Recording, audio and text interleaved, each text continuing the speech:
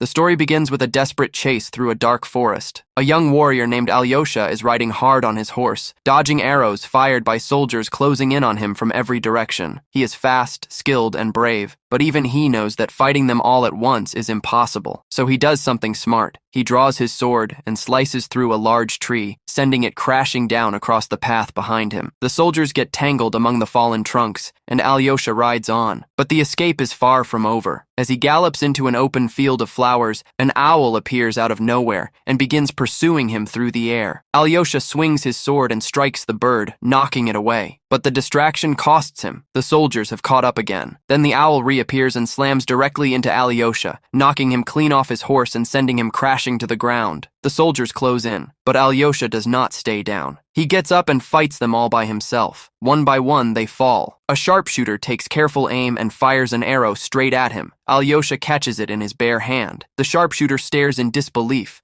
turns to run, and gets hit by his own arrow. When the last soldier is down, Alyosha turns and watches the owl transform. It is not a bird at all. It is a woman, a powerful, dangerous woman named Varvara. Alyosha raises his sword. Varvara raises her hand and turns the blade into rubber with a single movement. Then she turns to a wizard who had been disguised as Alyosha's horse the entire time and scolds him furiously for helping the warrior escape. With a gesture, she turns Alyosha to stone. She orders her soldiers to take his frozen body and throw it into the deepest part of the sea. Then she turns her attention to the wizard, Svetozar. But Svetozar is quick. He finds a gap in the chaos and runs, leaping off a cliff and falling into the ocean below. The moment he hits the water, he transforms into a fish and disappears beneath the waves. Years pass. In another world entirely, our world, a charming young man named Ivan is on stage performing as a magician. He calls himself the Wizard of Light. He is competing in a television challenge and wins the divination round convincingly. But backstage, the truth is less impressive. He quietly slips money to a production assistant who had secretly fed him the answers beforehand. The whole thing is a performance. Ivan is not a real wizard. He is a very clever fraud. Walking to his car after the show, Ivan is approached by an elderly woman. She looks at him with steady eyes and tells him that very soon, a boy will travel to another world, and there he will find his destiny. Ivan immediately realizes she is a genuine psychic, so he does what he always does. He pretends. He closes his eyes dramatically and tells her that he is also having a vision, and in this vision she will spend her final days alone in a tiny boarding house. He gets in his car and drives home, smiling to himself. Back at his large, beautiful house, Ivan receives a call from his assistant confirming the date for the final round of the television challenge. He invites his housekeeper Galina to stay and celebrate with him. She declines. Her grandson is waiting for her at home. She leaves, and Ivan is alone again, standing in his enormous, silent house. He pours a drink by himself and stares around at everything he owns. For the first time in a while, he actually thinks about it. He is tired of being alone. He wants a real life, a real family, something that actually means something. The next morning, he is back to his tricks. He visits the home of a wealthy woman and convinces her that her husband is cheating on her. He performs a dramatic spell, takes her money, and leaves. Then he visits a hospital where a little girl has been lying in a coma for 6 months. Her parents are willing to pay him anything at all, to wake her up. Ivan looks at the little girl. He looks at the desperate mother sitting beside her, and for the first time, the performance stops. He has nothing, no trick, no answer, no way to help this child. He feels the full weight of his own uselessness and quietly walks out of the room with his head down. During his lunch break, Ivan's day gets significantly worse. The husband of the woman he visited that morning, the one Ivan claimed was cheating, has sent his security guards to find Ivan and teach him a lesson for lying to his wife. Ivan spots them and runs. He sprints through a shopping mall, dodging between people and knocking things over, trying to lose them. It does not work. He gets cornered. In a last desperate move, he runs into a water park, climbs a water slide, and goes down. At the bottom, instead of landing in a pool, Ivan falls through into somewhere completely different. He lands hard in the middle of a dense forest. The air smells different. The trees look different. The light is different. Everything is different. Ivan gets up slowly and looks around. He walks back toward the hole he came out of and finds a very old man crouching inside a hollow tree, watching him with wide, joyful eyes. The old man climbs out and stares at Ivan like he is seeing something miraculous. He says he has been waiting for Ivan's return to Belagoria for years. Ivan has no idea what Belagoria is. He pulls out his phone and tries to call for help. No signal. He tries to shoo the old man away with a stick he picks up from the ground, and the stick instantly transforms into a full-grown tree in his hand. Ivan stares at it. The old man, Svetozar, smiles, and says that his son has finally come home. Ivan, completely overwhelmed, says sarcastically that he is so happy he wishes he had a tail to wag. Svetozar immediately points his staff at Ivan. A tail grows out of Ivan's back. Ivan looks at it for a long moment and decides this must be a dream. Then Svetozar tells him the truth. Ivan is the son of a great warrior named Maromets. Long ago, when Varvara was hunting for the child, Ivan's parents asked Svetozar to take the baby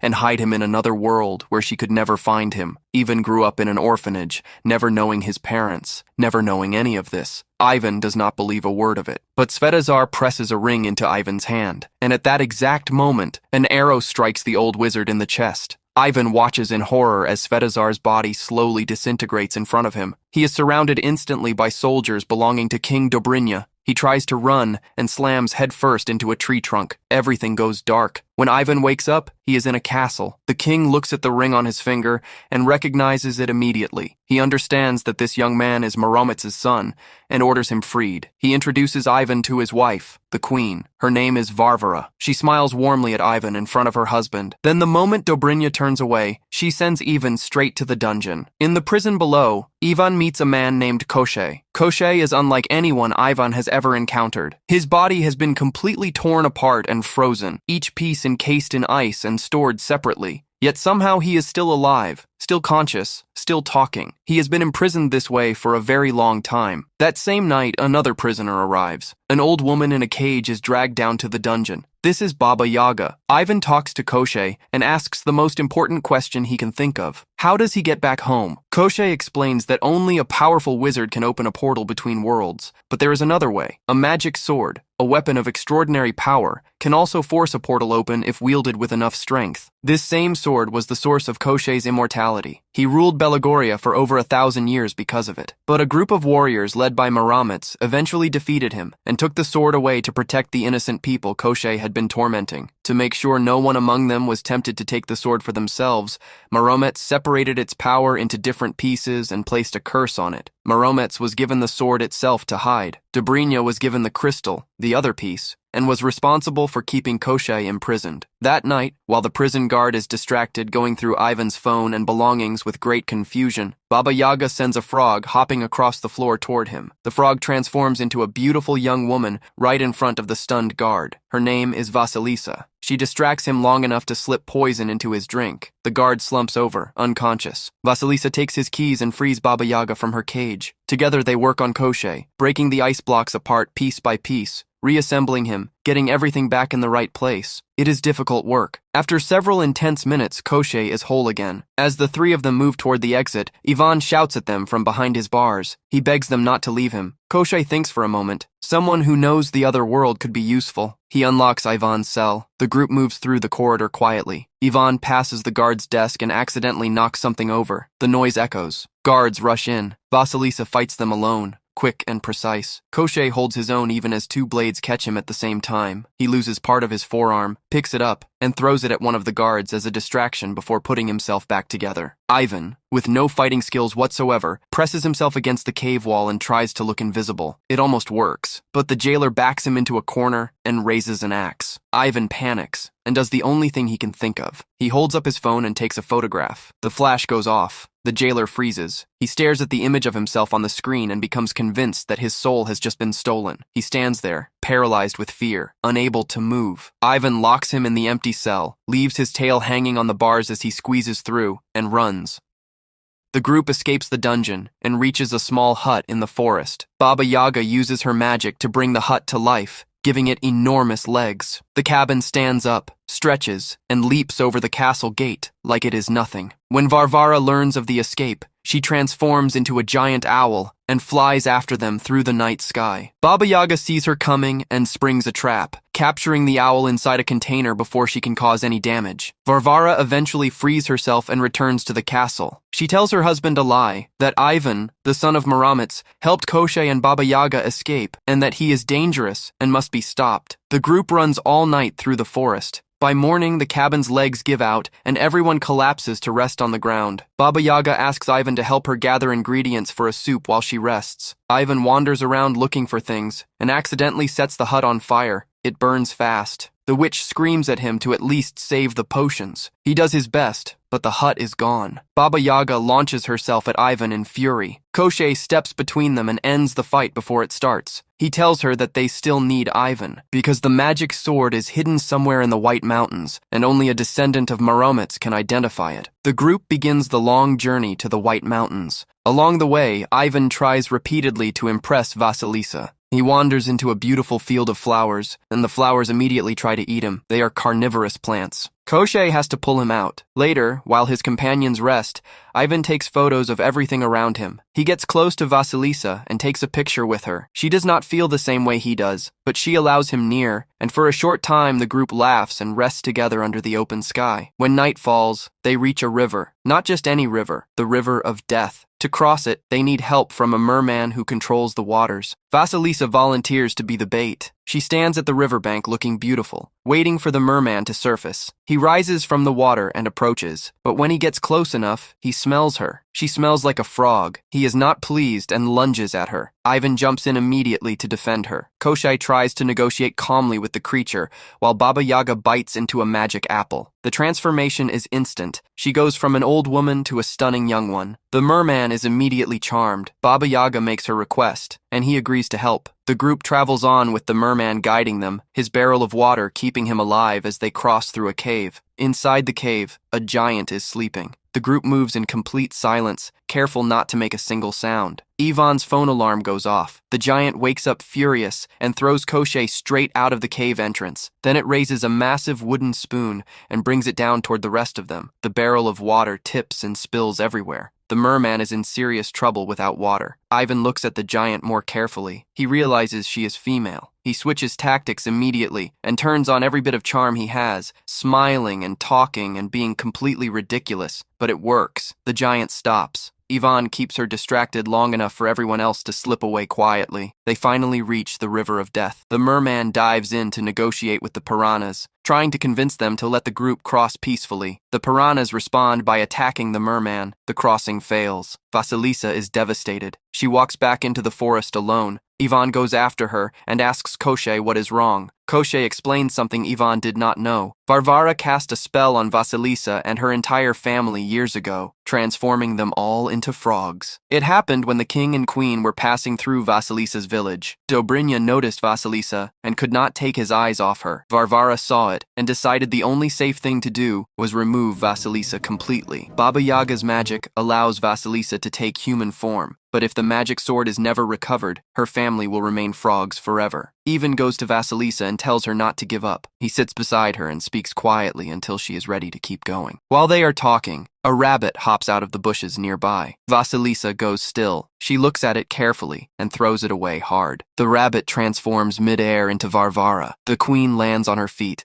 draws her sword, and goes straight for Vasilisa. Ivan grabs Vasilisa and pulls her out of the way, and they both run to find the others. Cornered with nowhere left to go, the group jumps into a well and uses a barrel to cover the entrance above them. The merman makes one final sacrifice. He absorbs all the water around him and uses it to clear a path through the bottom of the well so his friends can escape. Then he stays behind to block the passage. Varvara appears above and turns him to stone. The water he absorbed floods the well and blasts her backward. The group surfaces on the other side of the river of death. They rest, but the morning brings disaster. Varvara and her army have caught up. The soldiers capture everyone except Vasilisa, who falls off a cliff during the chase. Everyone believes she is dead, but Vasilisa quietly transforms into a frog and catches herself on a branch. She watches from the shadows and follows. Varvara marches the prisoners all the way to the White Mountains. She needs Ivan alive because only Maromet's bloodline can identify the true magic sword among the hundreds hidden there. Ivan looks at the swords one by one and has no idea which one is real. He picks one at random and confidently tells Varvara that this is the one. She tests it. Nothing happens. She raises her whip to punish him. Ivan grabs a tree trunk off the ground to protect himself. The tree trunk transforms into a glowing sword in his hands. Varvara goes completely still. That is the sword. Ivan swings it and destroys her whips. He frees Koshchei, Baba Yaga, and the others in seconds. He hands the sword to Koshchei,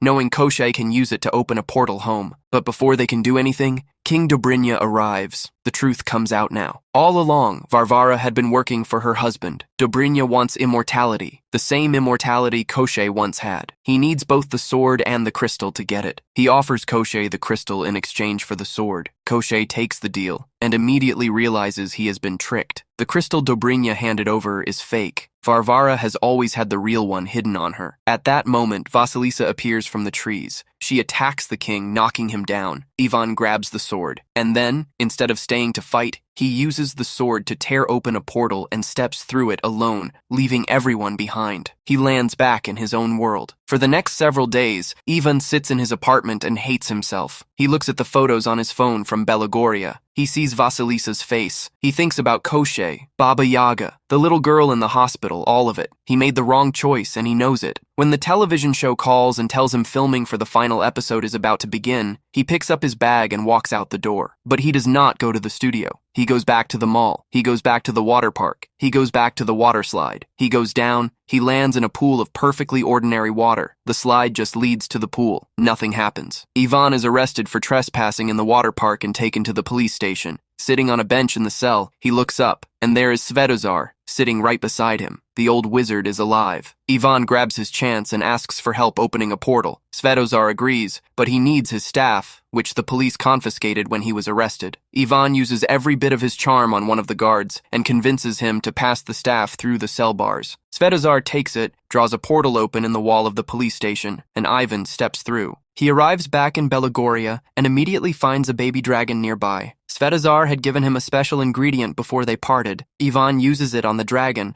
hoping it will grow large and powerful. Two guards grab him and drag him into the great hall. Dobrynya is in the middle of his immortality ceremony. The sword and the crystal are being brought together. Ivan pulls out a pistol he stole from a policeman and fires it at the king before the two pieces can unite. He is too late. The eclipse happens at exactly that moment. The crystal and sword connect. Dobrynya becomes immortal. But the ceremony is immediately interrupted. The three-headed dragon crashes through the ceiling. It did not grow as large as Ivan hoped, but it is ferocious. It breathes fire across the palace guards and causes complete chaos. Ivan uses the distraction to free his friends. Then he challenges Dobrynya directly to a duel, taunting him and pushing his pride until the king agrees to fight with a regular sword to make it fair. The king takes the bait. While they fight, Vasilisa goes for the crystal embedded in the magic sword. Varvara meets her, and they clash in a fierce duel, each trying to keep the other away from the weapon. Koshchei watches it all and sees his moment. He grabs the crystal and makes a decision. He will destroy it himself, knowing full well that destroying it will end Dobrynya's immortality, but also his own. He has lived for over 1,000 years. He is ready. Varvara cuts off his arm before he can do it, but Koshchei throws the crystal across the room with his remaining hand. He picks up the magic sword, and he destroys the crystal. Dobrynya's body turns to ash. Varvara watches her husband disappear and runs, and somewhere in the palace, a stone statue cracks and breaks apart from the inside. Alyosha, turned to stone at the very beginning of the story and used as decoration in the palace ever since, steps forward. He is alive. He is Ivan's father, Muramitz himself. He looks at his son standing in the middle of the ruined hall, his adult son, whom he has never seen before. He pulls him into an embrace. The people of Belagoria are free. Muramitz organizes a great celebration across the land. But before the party is over, Ivan asks his father for permission to return to his other world one final time. He has unfinished business. He takes a potion made by Baba Yaga, goes back through the portal, and walks into the hospital where the little girl is still lying in her coma. He uses the potion. She opens her eyes. Her mother breaks down in tears. Ivan says nothing. He just walks out. A few days later, Ivan returns to Belagoria for good, and he brings Vasilisa with him to the village where her family lives. Her family slowly, one by one, transforms back from frogs into people. Their curse is finally broken. As for Varvara, she travels to find her mother and tells her everything that happened. Her mother looks at her with cold, disappointed eyes. Varvara failed. The mission is over. The kingdom is lost. And somewhere deep in the sea, the warriors who were turned to stone and thrown into the ocean all those years ago begin rising slowly back to the surface, one by one, ready to breathe again.